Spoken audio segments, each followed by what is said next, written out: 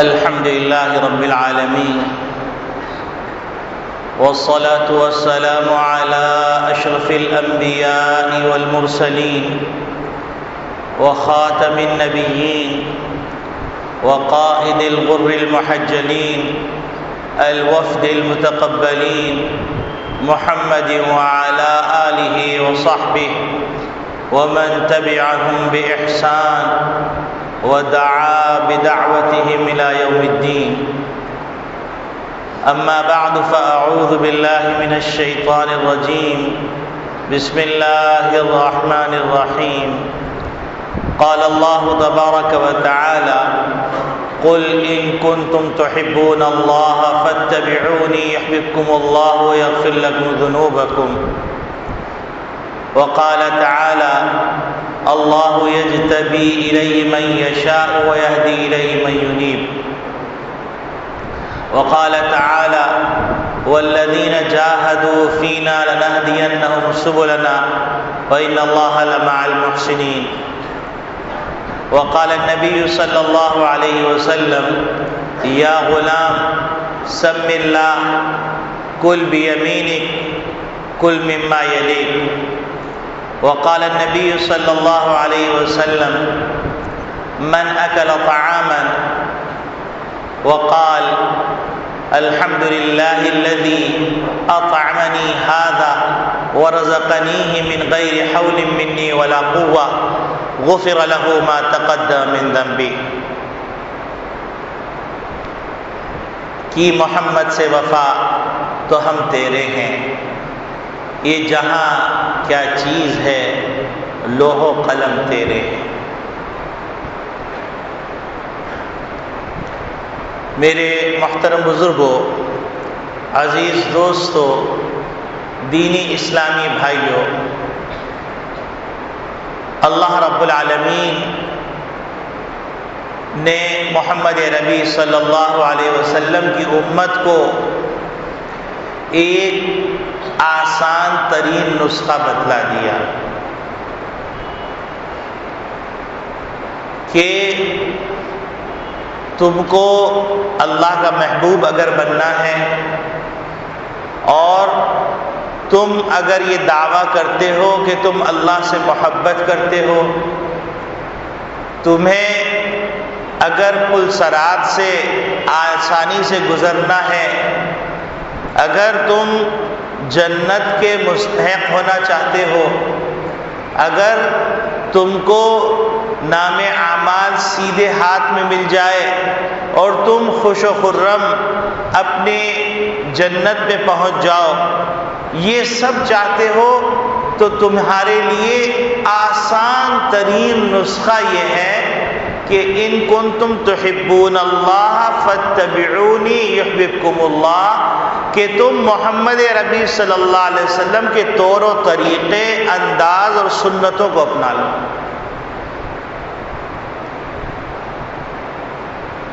نبی کریم صلی اللہ علیہ وسلم کی سنتوں میں اتنی تاثیر ہے، اتنی طاقت ہے کہ اس کے نتیجے میں اللہ رب العالمین تمہیں مجتبی بھی بنا لیں گے، اللہ رب العالمین تمہیں ہدایت یافتہ بھی بنا دیں گے، اللہ رب العالمین تم کو اپنا محبوب بھی بنا لیں گے، اللہ رب العالمین تم کو رشک ملائکہ بھی بنا دیں گے، اللہ رب العالمین تم کو جنت الفردوس میں اعلیٰ مقام بھی عطا فرما دیں گے، اللہ رب العالمین تم کو محمد ربی صلی اللہ علیہ وسلم کی شفاعت بھی نصیب فرما دیں گے، اللہ رب العالمین تم کو جام کوثر بھی عطا کر دیں گے. اللہ رب العالمین اگر تم ان کی اتباع میں اتنے آگے بڑھ گئے تو اس مقام تک بھی پہنچا سکتے ہیں اور پہنچا دیں گے کہ جس کو دیکھ کر پچھلی امتیں یہ پوچھیں گے کہ یہ کون سے پیغمبر ہیں جن کے پاس اتنا بڑا جتھا، اتنی بڑی جمعیت، اتنی بڑی جماعت ہے، تو کہا جائے گا کہ یہ محمد ربی صلی اللہ علیہ وسلم کی امت کے وہ علماء ہیں جو امت کی رہنمائی کر کے گمراہی کے راستے سے نکال کر نبی کے راستے پہ ڈالتے ہیں. یہ ان کے پیروکاروں کی جماعت. تو اللہ رب العالمین نے سنت میں یہ کشش رکھی اور نص قطعی سے یہ کشش ثابت ہے۔ ایک کشش کہ فاتبعونی یحببکم اللہ، اللہ تم کو محبوب بنا لیں گے، اور اللہ کی محبوبیت یہ کوئی معمولی چیز نہیں۔ دوسرے نمبر پر اللہ یجتبی الیہ من یشاء ویہدی الیہ من ینیب، اللہ رب العالمین تم کو مجتبی بنا دیں گے، منتخب اور برگزیدہ لوگوں میں بنا دیں گے۔ اور اللہ رب العالمین نے اتنی تاثیر رکھی ہے سنتوں کی پیروی میں کہ من یطع اللہ ورسولہ فقد فاز فوزا عظیما، اس کو دنیا کے اندر یہ بشارت مل جائے گی۔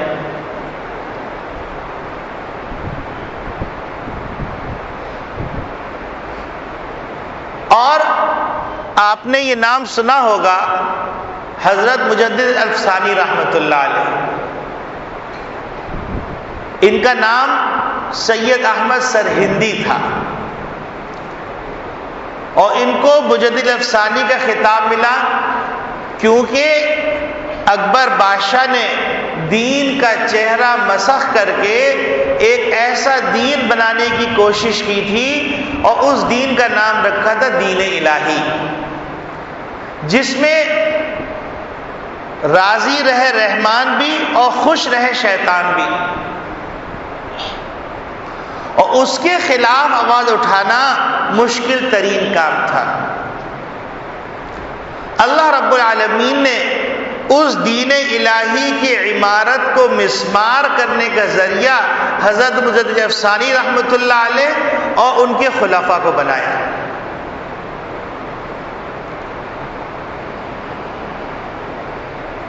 اور ان کی محنتوں سے عالمگیر اورنگزیب رحمۃ اللہ علیہ جیسی شخصیات ان کی اولاد میں پیدا ہوئی۔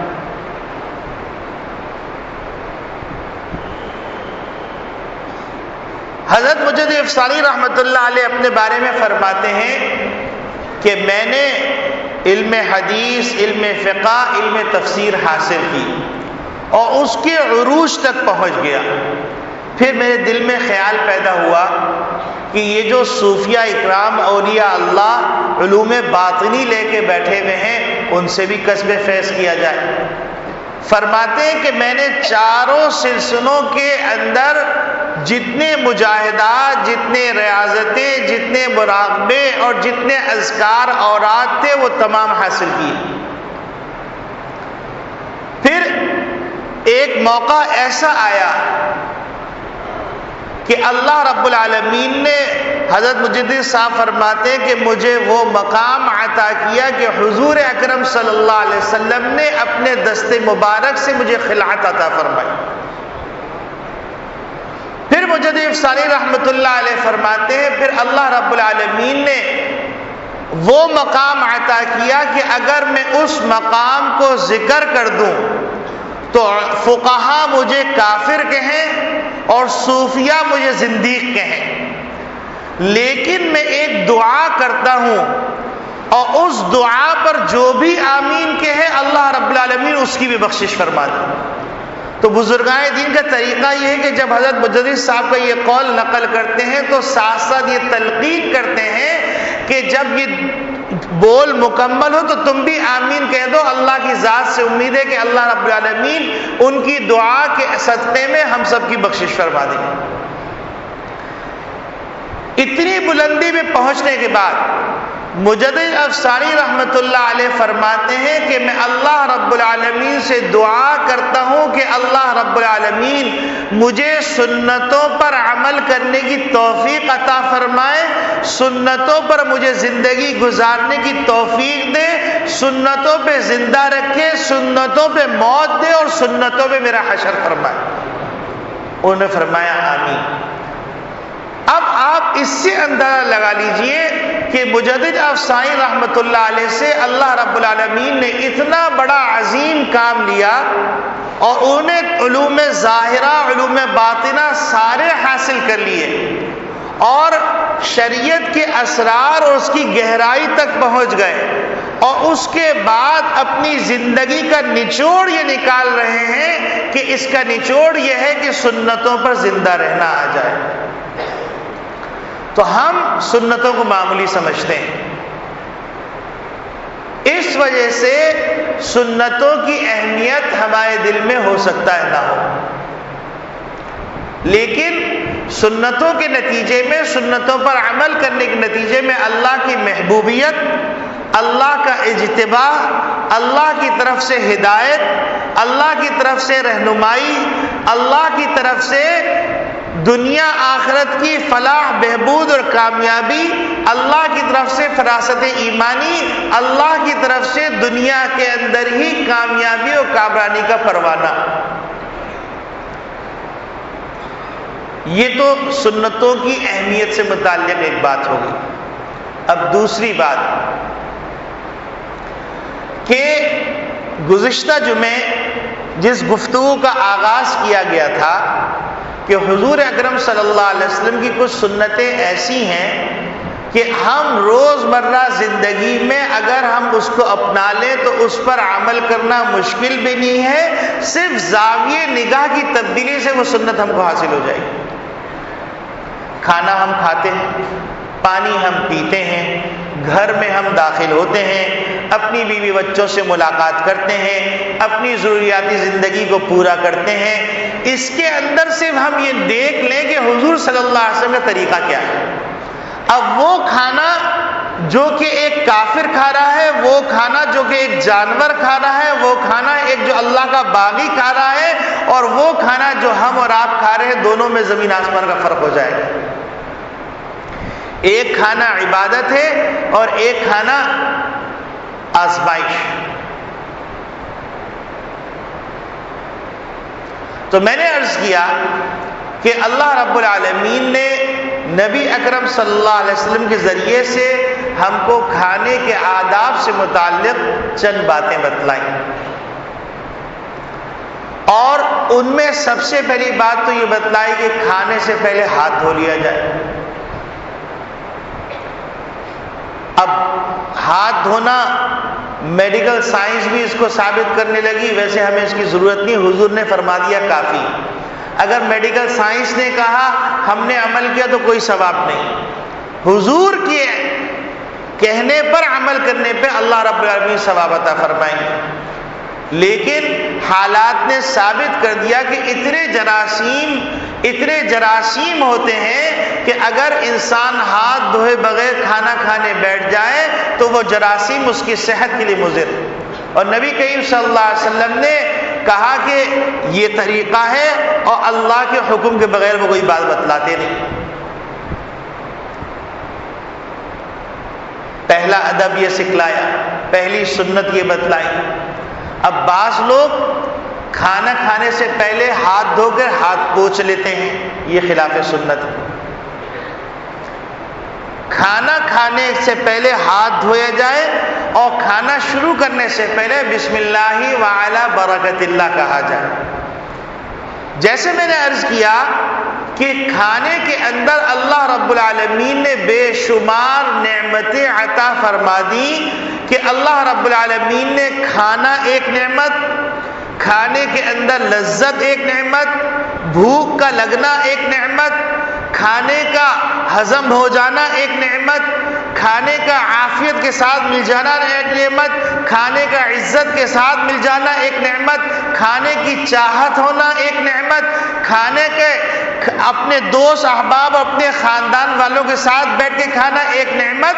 یہ تمام نعمتیں، اور پھر یہ ایک لقمہ ہم تک جو پہنچا، اس وقت اللہ کی قدرت جو کار فرما رہی، ان تمام چیزوں کا تصور کر کے جب انسان کھانا کھا رہا ہے تو یہ لقمہ عبادت بن رہا ہے اور شیطان کے اثر سے بھی پاک ہو جا رہا ہے۔ اس کے بعد کھانا سیدھے ہاتھ سے کھانا چاہیے۔ بہت سے لوگ الٹے ہاتھ سے کھاتے ہیں۔ اصل بات یہ ہے کہ اللہ رب العالمین کے رسول صلی اللہ علیہ وسلم نے جو بات بتلائی اس کے اندر اللہ رب العالمین نے انسان کو جو بنایا ہے اس کے مطابق، اس کے فطرت کے مطابق اس انسانی مشینری کو کیسے استعمال کرنا وہ سکھلایا۔ الٹا ہاتھ رکھا ہے غلاظت کے لیے، غلاظت کی صفائی کے لیے، اور سیدھا ہاتھ رکھا ہے عظمت کے کام کے لیے۔ یہی وجہ ہے کہ نبی کریم صلی اللہ علیہ وسلم فرماتے ہیں کہ سیدھے ہاتھ سے کھاؤ،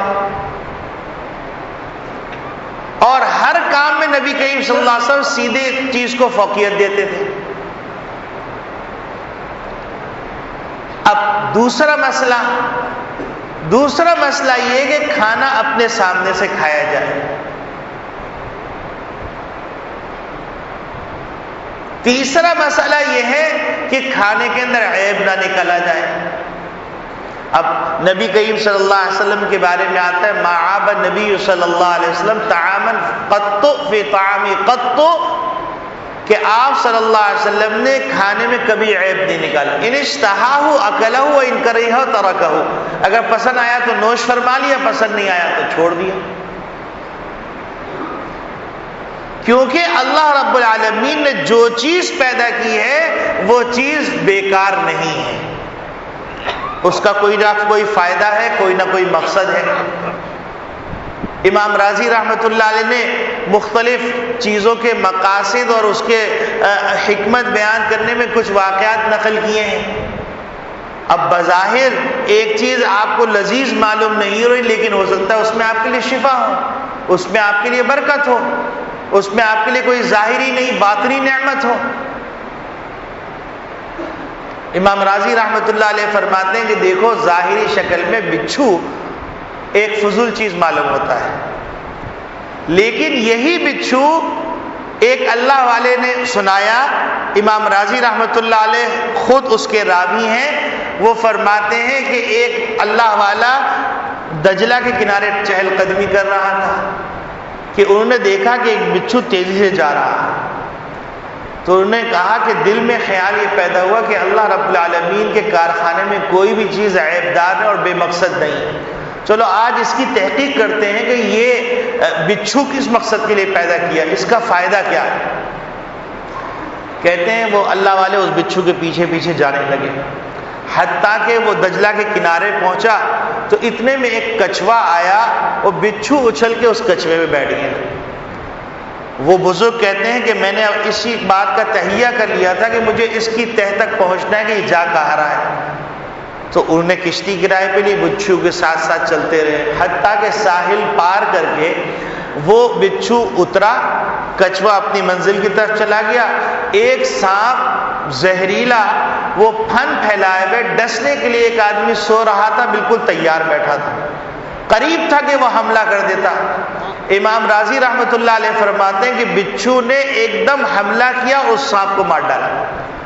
اتنے میں سانپ کے گرنے سے آواز ایسی پیدا ہوئی کہ اس کے نتیجے میں وہ آدمی اڑ گیا اور اس نے اٹھا کے پتھر مارنے لگا، تو اس بزرگ نے اللہ والے نے ہاتھ پکڑ لیا، کہا کہ یہ زہریلا بچھو تیرے لیے رحم کا سامان لے کے آیا تھا، آج تو جو بچ گیا ہے یہ اس کی وجہ سے بچ گیا، اللہ نے اس کو تمہارے لیے ذریعہ بنایا۔ اب آپ اندازہ فرمائیے، ظاہری شکل میں بچھو بیکار چیز ہے اور انسان کا دماغ نہیں جاتا یہ کس لیے استعمال ہوتا ہے، لیکن ایک مشاہدہ کروا دیا گیا۔ اسی طریقے سے ایک بزرگ نے سوچا کہ چلو سب چیزیں ایسی ہیں، یہ پخانے کے اندر جو کیڑا پیدا ہوتا ہے یہ کس لیے پیدا کیا گیا، یہ تو انتہائی غلیظ جگہ پہ پیدا ہوتا ہے۔ تو ایک دفعہ فرماتے ہیں کہ ایک صاحب کی آنکھ خراب ہو گئی، اب ان آنکھ کا علاج ہی نہیں، حتیٰ کہ حکما نے سر جوڑ کر تحقیق کی اور تحقیق کرنے کے بعد کہا اس آنکھ کا مرہم صرف اور صرف وہ غلاظت کے کیڑے کے پیسنے سے بن سکتا ہے۔ اب آپ دیکھیے کہ بظاہر لگ رہا ہے کہ بے مقصد ہے، لیکن اللہ نے اس کو بھی کسی مقصد کے لیے پیدا کیا۔ تو لہذا کھانے کی چیزوں کی عیب جوئی کرنا یہ معقول بات نہیں۔ پسند آئے کھا لیجئے، پسند نہ آئے چھوڑ دیجئے۔ تیسری بات یہ کہ کھانا کھانے کے دوران بعض لوگوں کا خیال یہ ہے کہ خاموش رہ کے کھانا چاہیے، یہودیوں کا طریقہ ہے۔ کھانے کے اندر آدمی کو ہلکی پھلکی گفتگو کرتے رہنا چاہیے، اور حضرت تھانوی رحمۃ اللہ نے لکھا ہے کہ گفتگو ایسی نہ ہو جس سے کھانا کھانا مشکل ہو جائے، یعنی انتہائی تحقیقی باتیں نہ کی جائیں، پریشانی کی باتیں نہ کی جائیں، بلکہ خوش طبع خوش اخلاقی کی باتیں کی جائیں، اچھے واقعات بیان کیا جائیں، جس کے نتیجے میں کھانا کھانے میں آسانی ہو، اور دماغ جو معدے کو پیغام دے رہا ہے وہ معدے کو پیغام دے رہا ہے پریشانی میں مبتلا ہو کے معدے کو خراب نہ کر دے۔ یہ آداب میں لکھا ہوا۔ اسی طریقے سے کھانا کھانے کے دوران کھانا اگر اچھا ہے تو اس کی تعریف کرنی چاہیے۔ حدیث شریف میں آتا ہے کہ ایک موقع پر نبی کریم صلی اللہ علیہ وسلم گھر میں تشریف لائے، فرمایا کھانے کے لیے کچھ ہے؟ تو ازواج مطہرات میں سے کسی نے فرمایا کہ ہمارے پاس تو سوائے سرکے کے کچھ نہیں ہے۔ تو نبی کریم صلی اللہ علیہ وسلم نے فرمایا سرکہ بہترین سالن ہے، سرکہ بہترین سالن ہے۔ تو اس سے محدثین اور فقہا نے استنباط کیا ہے کہ کھانے کی تعریف کرنی چاہیے، اور کھانے کی تعریف کرنے میں کھانے کے پکانے والے کی تعریف بھی شامل ہے۔ حضرت ڈاکٹر عبدالعزیز صاحب رحمۃ اللہ علیہ نے ایک واقعہ لکھا ہے، ان کے متعلقین نے اس واقعے کو نقل کیا ہے کہ حضرت ایک اپنے مرید کے ہاں دعوت میں گئے، دعوت میں جانے کے بعد کھانا اتفاق سے وہ صاحب بھی مرید تھے، ان کی اہلیہ بھی مرید تھیں۔ کھانے کے فارغ ہونے کے بعد اہلیہ پردے کے پیچھے آ گئی، سلام پیش کیا تو حضرت نے فرمایا کہ بہت لذیذ کھانا تھا، بس یہ کہنا تھا کہ ان کی سسکیاں بن گئیں۔ تو وہ پریشان ہو گئے کہ آخر کیا معاملہ ہے؟ تو انہوں نے کہا کہ اصل بات یہ ہے کہ 40 سال ہو گئے میری شادی کو، میرے شوہر نے آج تک میرے کھانے کی تعریف نہیں کی۔ تو حضرت نے فرمایا کہ بڑے بخل کی بات ہے کہ جو دھوپ میں اور گرمی میں اور تکلیف کے اندر تمہارے کھانا تیار کرے اور تم جھوٹے منہ اس کی تعریف بھی نہ کرو۔ تو اور دوسری بات یہ ہے کہ نبی کریم صلی اللہ علیہ وسلم فرمایا من لم یشکر الناس لم یشکر اللہ، جو لوگوں کا شکر نہیں کر سکتا، شکریہ ادا نہیں کر سکتا، وہ اللہ کا کیا شکر ادا کرے گا۔ تیسری بات وہ یہ کہ کھانے سے فارغ ہونے کے بعد آدمی کو چاہیے کہ نبی کریم صلی اللہ علیہ وسلم نے فرمایا کہ جو کھانے سے فارغ ہو کر یہ دعا پڑھے گا الحمدللہ الذی اطعمنی ھذا، تمام تعریفیں اس پروردگار کے لیے جس نے یہ کھانا کھلایا، ورزقنی من غیر حول منی ولا قوة، میری بغیر طاقت اور استعداد اور بغیر استحقاق کے اللہ رب العالمین نے یہ رزق مجھ کو عطا فرمایا، یہ دعا پڑھ لی، غفر لہ ما تقدم من ذنبی، کھانا خود کھایا اور وہ کھانا بخشش کا ذریعہ بنا، ضرورت ہماری اور فائدہ بھی ہمارا۔ اسی طریقے سے کھانے کے آداب میں یہ بھی لکھا ہوا ہے کہ کھانا بیچ سے نہیں کھانا چاہیے، نہ بیچ سے نکالنا چاہیے، کیونکہ نبی کریم صلی اللہ علیہ وسلم ارشاد فرماتے ہیں کہ برکت بیچ میں نازل ہوتی۔ اب بہت سے لوگ ہیں برکت کا مفہوم سمجھتے نہیں۔ اسی طریقے سے نبی کریم صلی اللہ علیہ وسلم نے فرمایا کہ کھانے سے فارغ ہونے کے بعد اپنی انگلیوں کو چاٹ لو، اپنی پلیٹ کو چاٹ لو، صاف کر لو۔ اب لوگ شرماتے ہیں کہ نیتہ اور بھک منگا کہیں گے۔ بھائی بات یہ ہے کہ کھانا کس نے دیا؟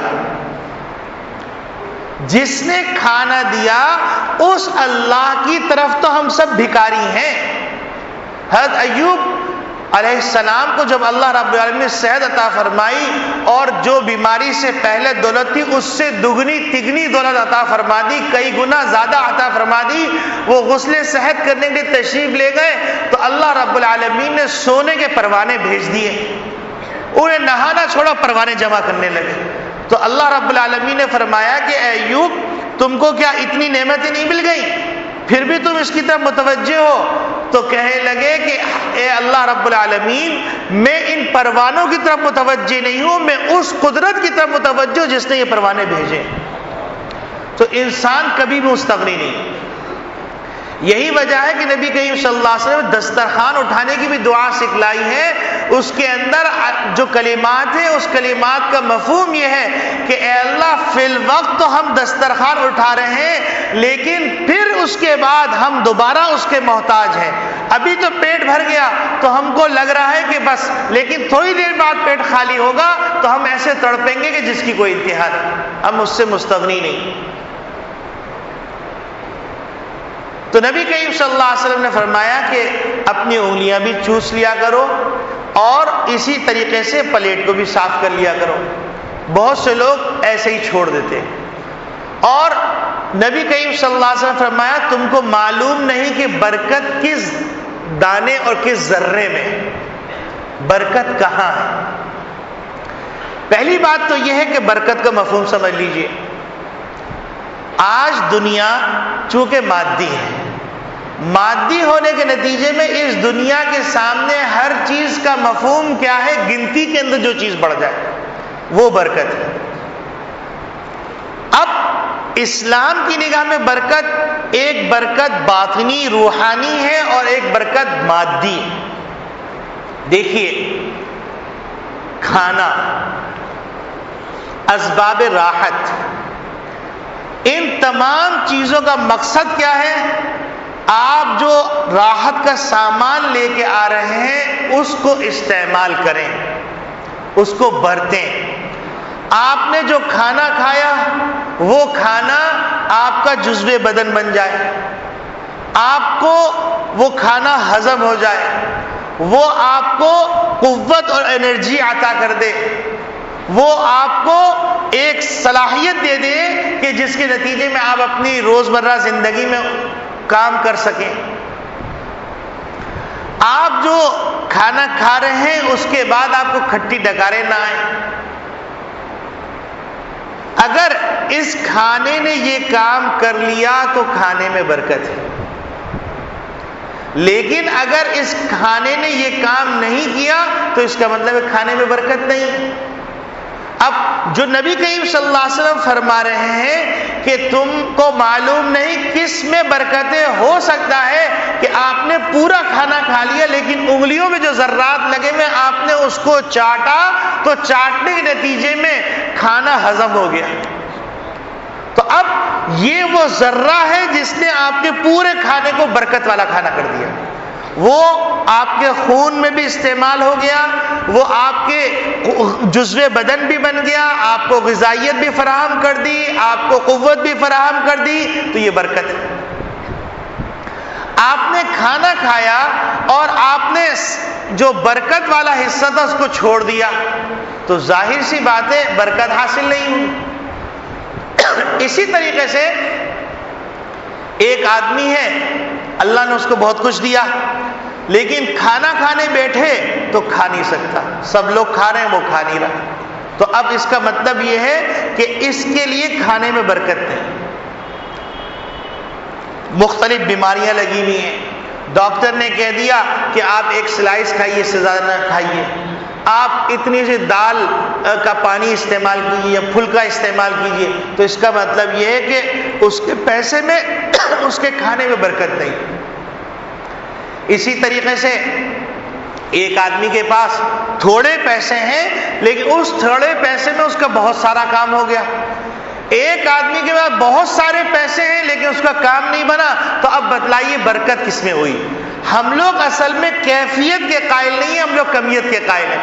تعداد میں جو چیز زیادہ ہوگی اس کو سمجھتے ہیں برکت. اب آپ سوچئے، ایک آدمی رشوت لے کے 25,000 روپے رشوت لے کے گھر گیا، گھر پہنچا تو دیکھا اس کے بچے کی ٹانگ ٹوٹ گئی. علاج معالجے میں اس کی پورے 25,000 خرچ ہو گئے. کہنے کہ دیکھو اگر میں رشوت نہیں لیتا تو یہ 25,000 کہاں خرچ ہوتے. اس کے ذہن میں یہ ہے اس کے علاج کیسے کراتا، اس کے ذہن میں یہ کہ 25,000 سے میرا کام ہوا، لیکن اس کے ذہن میں یہ نہیں ہے کہ اگر میں رشوت نہیں لیتا تو اس کی ضرورت ہی پیش نہیں آتی. تو برکت کا مفہوم غلط ہو گیا. جیسے انشاءاللہ، ماشاءاللہ اور برکت سب چیزیں الٹی ہو گئی. اب ایک آدمی کیا کہتا ہے، پہلے ہمارے گھر میں برکت نہیں تھی، اب اتنی برکت ہو گئی کہ ماشاءاللہ سے اب ہم کو سنیما ہال جانے کی ضرورت نہیں. الفاظ دیکھیے. اور اب انشاءاللہ ہر جمعرات کو ہم لوگ گھر پہ ہی فلم لگا کے دیکھ لیا کریں گے. اور اللہ نے بڑی برکت دے دی ہے. اس برکت کے نتیجے میں ہم جو بھی چیز چاہیں، شراب ہو، شباب ہو، وہ خرید کے لیے آتے ہیں. اللہ نے بڑی برکت دی. بتائیے یہ جملہ صحیح ہے یا غلط ہے؟ یقیناً ہر آدمی جس کو معمولی سا شعور ہوگا وہ کہے غلط جملہ ہے. تو اسی طریقے سے آج انشاءاللہ ماشاءاللہ اور برکت اور جزاک اللہ غلط جگہ استعمال ہو.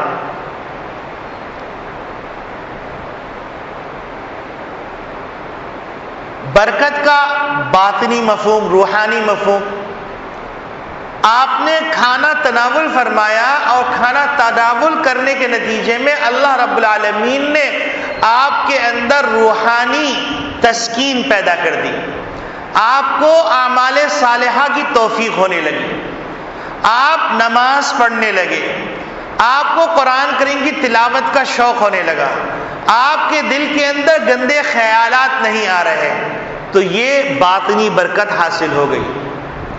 لیکن حرام لقمہ، جیسے حضرت مولانا یعقوب نانوتوی رحمۃ اللہ علیہ، جو حضرت تھانوی رحمۃ اللہ علیہ کی بھی استاد ہیں، انہوں نے فرمایا کہ ایک دفعہ ایک دعوت میں گیا، مجھے پتہ نہیں تھا اس کا کھانا مشکوک ہے. ایک لقمہ کھایا، فرماتے 2 مہینے تک اس کی نحوست اور پھٹکار محسوس کرتا رہا.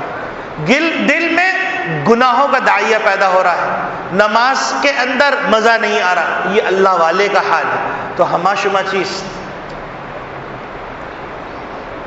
تو میرے عزیز دوستو بھائیو، نبی اکرم صلی اللہ علیہ وسلم فرماتے ہیں کہ دیکھو کھانا تم کو کھانا ہے تو کھانا سیدھے ہاتھ سے کھاؤ اور کھانا بیٹھ کر کھاؤ. کھانا اپنے سامنے سے کھاؤ، درمیان سے نہ کھاؤ. کھانے سے فارغ ہونے کے بعد اپنی انگلیوں کو چاٹ لو اور اپنی پلیٹ کو صاف کر لو. تم کو پتہ نہیں کہ برکت کہاں. اب یہاں پر بہت سے احباب بیٹھ کے کھانے کے سلسلے میں بہت ساری غلط فہمیوں کا شکار ہو جاتے ہیں. وہ یہ سمجھتے ہیں کہ بیٹھ کے کھانے کا مطلب یہ کہ حضور اکرم صلی اللہ علیہ وسلم جو بیٹھ کے کھاتے تھے اکڑو بیٹھ کے کھاتے تھے. اور یہ عام عرف کے اندر مشہور بات ہے کہ سنت طریقہ یہ ہے کہ اکڑو بیٹھ کے کھاؤ. حالانکہ نبی کریم صلی اللہ علیہ وسلم کی جو روایات کا خلاصہ نکلتا ہے، ایک روایت تو یہ ہے کہ نبی کریم صلی اللہ علیہ وسلم نے ارشاد فرمایا لا آکل متکئا، کہ میں ٹیک لگا کے نہیں کھاتا ہوں. ایک روایت میں آتا ہے آکل کما یاکل العبد، میں ایسے کھاتا ہوں جیسے غلام کھاتا ہے، یعنی عاجزی سے، محتاجگی سے کھانا کھاتا ہوں. ایک روایت میں آتا ہے کہ رأیت رسول اللہ صلی اللہ علیہ وسلم جالسا مقعیا یأکل تمرا، کہ میں نے نبی کریم صلی اللہ علیہ وسلم کو دیکھا، آپ صلی اللہ علیہ وسلم تشریف فرماتے اور اپنے گھٹنوں کو آگے کر دیا تھا اور کھجور تناول فرما رہے تھے. اب اس سے بعض لوگوں کو شبہ ہو گیا کہ مقعین کا ترجمہ یہ کرنے لگے اکڑو بیٹھ کے کھا رہے تھے.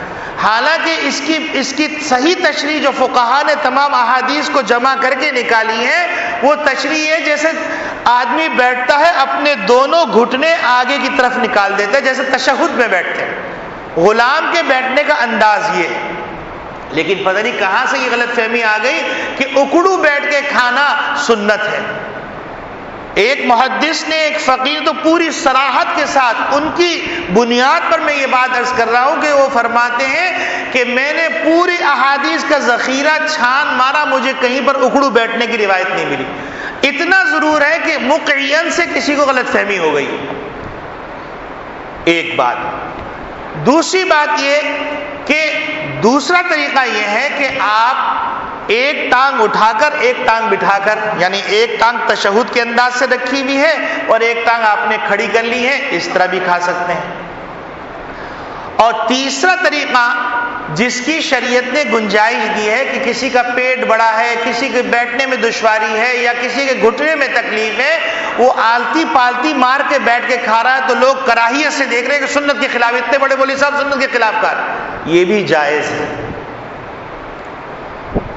اسی طریقے سے بعض احباب کا خیال یہ ہے کہ ٹیبل کرسی پر اگر کھا لیا جائے تو حرام ہو جائے گا۔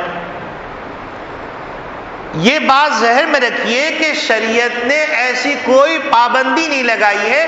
نبی کریم صلی اللہ علیہ وسلم کا سادگی کا زمانہ تھا، آپ صلی اللہ علیہ وسلم سادگی کے زمانے میں سادگی کے انداز میں اور اس میں زیادہ عاجزی ہے، فرش پہ بیٹھ کے کھاتے تھے، یہی طریقہ اقرب الی السنہ ہے، افضل ہے، اس کا انکار نہیں ہے۔ لیکن اگر کہیں پر ضرورت پیش آ جائے تو ٹیبل کرسی پہ اگر کھا لیا تو حرام بھی نہیں، جائز ہے۔